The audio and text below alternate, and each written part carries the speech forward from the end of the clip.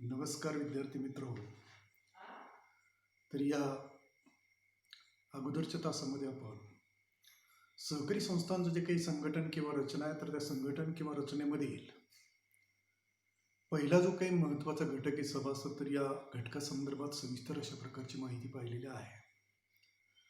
सभासद म्हणजे काय, त्यानंतर सभासदत्व मिळवण्यासाठी कोण पात्र असतं, सभासदांचे जे काही वेगळे प्रकार निश्चित करण्यात आलेले आहेत तर त्या प्रकारांसंदर्भात माहिती पाहिलेली आहे. त्यानंतर या सभासदाला कुठल्या प्रकारचे अधिकार कायद्यानं प्राप्त करून दिलेले आहेत, सभासदांवर कुठल्या प्रकारच्या जबाबदाऱ्या कायद्यानुसार सोपवण्यात आलेल्या आहेत आणि सहकारी संस्थेचं मिळवलेलं जे काही सभासदत्व आहे तर ते सभासदत्व कुठल्या कारणामुळे रद्द होत असतं किंवा संपुष्टात येत असतं.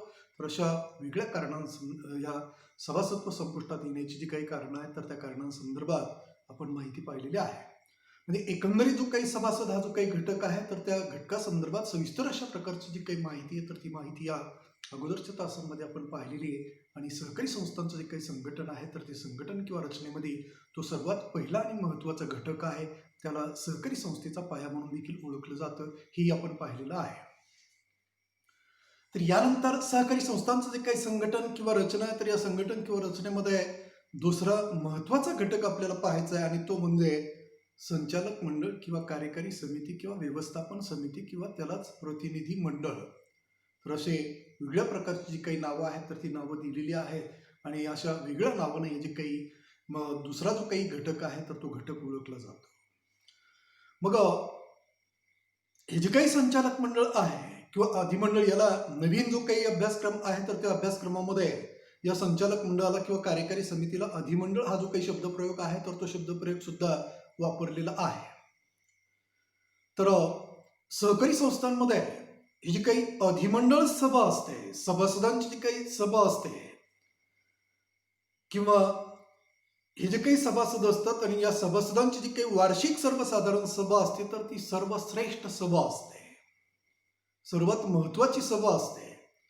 कारण सहकारी संस्थेसंदर्भात निर्णय घेण्याचा जो काही अंतिम अधिकार आहे तर तो अंतिम अधिकार कायद्यानं कोणाला प्राप्त करून दिलेला असतो, तर सभासदाला प्राप्त करून दिलेला असतो. कारण सभासद काय करत असतात, सहकारी संस्थेचे भाग खरेदी करून संस्थेला भांडवल पुरवित असतात आणि त्या भांडवलाच्या आधारे ती जी काही संस्था आहे तर ती संस्था आपलं जे काही कार्य आहे तर ते कार्य पार पडत असते. त्यामुळे सभासद हे सहकारी संस्थेचे मालक असतात. संस्थेसंदर्भात अंतिम निर्णय घेण्याचा जो काही अधिकार आहे तर तो अधिकार कायद्यानं कोणाला प्राप्त करून दिलेला आहे, तर या सभासदांना तो अधिकार प्राप्त करून दिलेला आहे.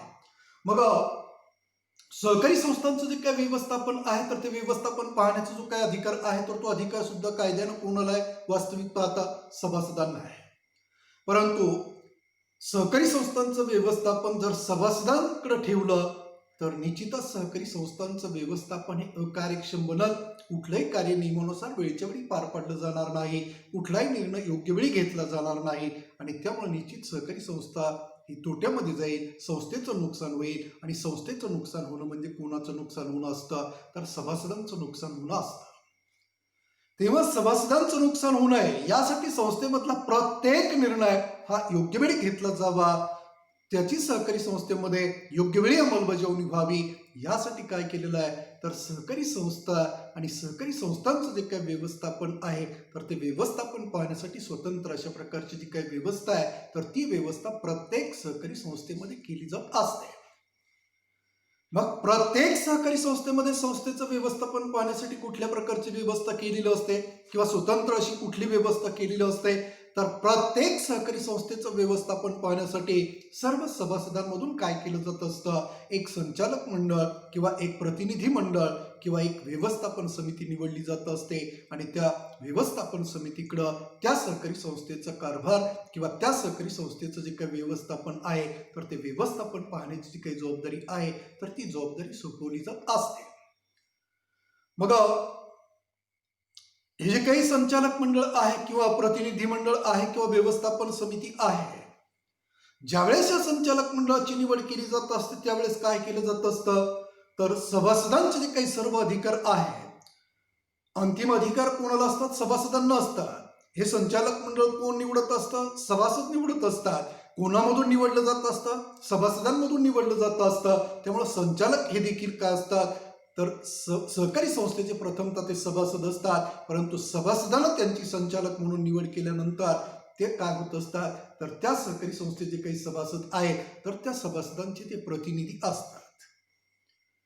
म्हणून संस्थेचं व्यवस्थापन पाहण्यासाठी सर्व सभासदांनी आपल्यामधून जे आपले प्रतिनिधी निवडले जात असतात तर त्या प्रतिनिधींना काय म्हटलं जातं, संचालक असं म्हटलं जातं. आणि हा जो काही प्रतिनिधींचा समूह निवडलेला असतो तर त्या प्रतिनिधीच्या समूहाला काय म्हटलं जातं, तर संचालक मंडळ किंवा प्रतिनिधी मंडळ किंवा कार्यकारी समिती किंवा व्यवस्थापन समिती असं म्हटलं जातं. म्हणजे जे सभासद संस्थेचं व्यवस्थापन पाहण्यासाठी आपल्यामधून जे आपले प्रतिनिधी निवडत असतात त्या प्रतिनिधीला काय म्हटलं जातं, संचालक. आणि या प्रतिनिधींचा जो काही समूह असतो तर त्या समूहाला काय म्हटलं जातं, संचालक मंडळ असं म्हटलं जातं किंवा प्रतिनिधी मंडळ किंवा व्यवस्थापन समिती असं म्हटलं जातं. मग ज्यावेळेस हे संचालक मंडळ निवडलं जात असतं त्यावेळेस काय केलं जात असतं, तर सभासद आपले जे काही सर्व अधिकार आहेत तर ते सर्व अधिकार या संचालक मंडळाचं स्वाधीन करत असतात, या व्यवस्थापन समितीचं स्वाधीन करत असतात. आणि मग व्यवस्थापन समिती सभासदांना दिलेले जे काही अधिकार आहेत तर त्या अधिकारांना अनुसरून त्या सहकारी संस्थेचे जे काही सभा आहेत तर त्या सभा चालवित असते किंवा त्या सहकारी संस्थेचं जो काही व्यवस्थापन आहे तर ते व्यवस्थापन पाहत असते. संस्थेचा दैनंदिन जो काही कारभार आहे तर त्या कारभारासंदर्भात वेगळ्या प्रकारचे जे काही निर्णय आहेत तर ते निर्णय त्या अधिकारांना अनुसरून हे संचालक मंडळ किंवा हे प्रतिनिधी मंडळ घेत असतं. मग हे जे काही संचालक मंडळ आहे किंवा ही जी काही कार्यकारी समिती आहे हे संचालक म्हणजे सभासदांना संस्थेचं व्यवस्थापन पाहणं का शक्य नसतं, तर सहकारी संस्थेची काही सभासद संख्या आहे तर ती संख्या कशी असते, अमर्याद असते. आणि फक्त अमर्याद असते असंच नाही, तर हे जे काही सभासद आहेत तर ते सभासद संस्थेचं जे काही कार्यक्षेत्र आहे तर त्या कार्यक्षेत्रामध्ये वेगळ्या भागात विखुरलेले असतात किंवा स्थायिक झालेले असतात. आणि सभासदांमध्ये नेहमी बदल होत असतात आणि हे सर्व सभासद दैनंदिनरित्या संस्थेच्या मुख्य कार्यालयामध्ये एकत्र येणं अशक्य असतं, कठीण असतं. आणि संस्थेचा कारभार चालवणं देखील अशक्य असतं किंवा कठीण असतं. म्हणून काय केलं जात असतं, हे सर्व सभासद आपल्यामधूनच एक प्रतिनिधी मंडळ किंवा एक संचालक मंडळ निवडत असतात आणि निवडलेलं जे काही संचालक मंडळ आहे तर त्या संचालक मंडळावर कुठली जबाबदारी सोपवित असतात, तर आपल्या सहकारी संस्थेचा कारभार किंवा आपल्या सहकारी संस्थेचं जे काही व्यवस्थापन आहे तर ते व्यवस्थापन पाहण्याची जी काही जबाबदारी आहे तर ती जबाबदारी या संचालक मंडळावर सोपवली जात असते. मग कार्यक्षेत्र विस्तृत असतं, सभासदांची संख्या प्रचंड असते, ते वेगळ्या भागामध्ये स्थायिक झालेले असतात, सभासदांमध्ये नेहमी बदल होत असतात. म्हणून काय असतं की हे सर्व जे काही सभासद आहेत तर ते सभासद काय करत असतात, तर एक प्रतिनिधी मंडळ किंवा एक संचालक मंडळ निवडत असतात. आणि जर सभासदांना एकत्र येऊन संस्थेचा कारभार किंवा व्यवस्थापन पाहायचं ठरवलं तर हे दैनंदिनरित्या संस्थेच्या मुख्य कार्यालयामध्ये एकत्र येऊ शकत नाहीत. आणि जरी एकत्र आले तरी प्रत्येक निर्णय घेताना यांच्यामध्ये सहजासहजी एकमत होईलच हे सांगता येत नाही. आणि जर एकमत झालं नाही तर निर्णय घेण्यासाठी वेळ लागत असतो, अवेळी निर्णय घेतला जात असतो आणि त्यामुळे संस्थेचं नुकसान होत असतं. तेव्हा हे नुकसान होऊ नये यासाठीच काय केलं जात असतं, हे संचालक मंडळ किंवा हे प्रतिनिधी मंडळ निवडलं जात असतं. आणि निवडलेलं जे काही प्रतिनिधी मंडळ किंवा संचालक मंडळ आहे तर हे संचालक मंडळ काय करत असतं, त्या सहकारी संस्थेचा जो काही कारभार आहे किंवा संस्थेचं जे काही व्यवस्थापन आहे तर ते व्यवस्थापन पाहत असतं, चालवित असतं. मग यावरून आपल्याला संचालक मंडळाची व्याख्या अशी करता येईल की सहकारी संस्थेचा दैनंदिन कारभार पाहण्यासाठी सर्व सभासदांनी आपल्यामधूनच जो आपला प्रतिनिधींचा समूह निवडून दिलेला असतो तर त्या प्रतिनिधींच्या समूहालाच काय म्हटलं जातं, संचालक मंडळ किंवा कार्यकारी समिती असं म्हटलं जातं. किंवा दुसऱ्या शब्दामध्ये ही व्याख्या आपल्याला अशी म्हणता येईल की सहकारी संस्थेचं व्यवस्थापन पाहण्याची जबाबदारी ज्या समितीकडे सभासदांना सोपवलेली असते त्या समितीलाच काय म्हटलं जातं, संचालक मंडळ किंवा कार्यकारी समिती असं म्हटलं जातं.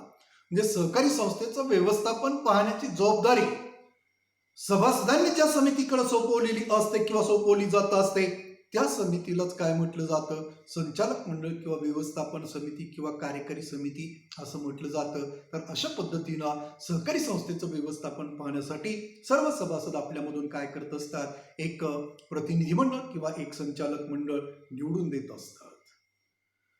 मग हे जे काही संचालक मंडळ आहे तर महाराष्ट्र राज्य सहकारी संस्था कायदा 1960 अधिनियम 1961 नुसार संचालक मंडळाची निवड केल्यानंतर काय केलं जात असतं, सभासद आपले सर्व अधिकारी या संचालकाच्या स्वाधीन करत असतात आणि सभासदांना हे जे काय अधिकार संचालक मंडळाला दिलेले असतात तर त्या अधिकारांना अनुसरून संचालक मंडळ काय करत असतं, मग त्या सहकारी संस्थेचा जो काही दैनंदिन कारभार आहे, दैनंदिन व्यवस्थापन आहे किंवा दैनंदिन कामकाज आहे तर त्या कामकाजासंदर्भात किंवा कार्यासंदर्भात वेगळ्या प्रकारचे जे काही निर्णय आहेत तर ते निर्णय हे संचालक मंडळ घेत असतं.